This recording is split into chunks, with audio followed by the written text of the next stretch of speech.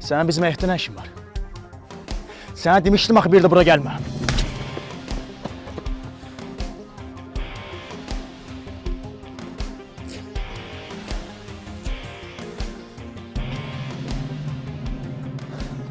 Ben bura Nergiz'e göre gelmişim.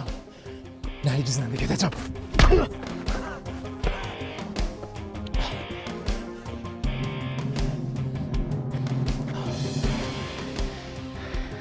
Sənə kəsən əvət demək, kişi kişinin qapısına qadına görə gəlməz.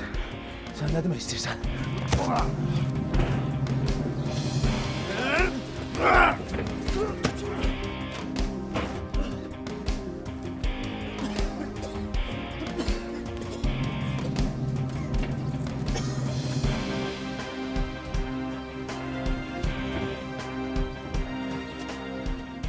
Sen ne ümit edersen?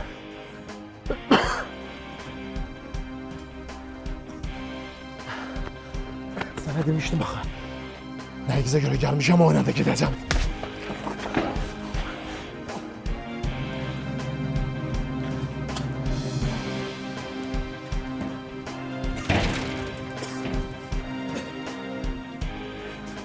Nərgizin adını çəkmə. Bir də o qızın adını çəkmə. Sen ne ümit edersen? Sen bilirsin o kız seni seviyor.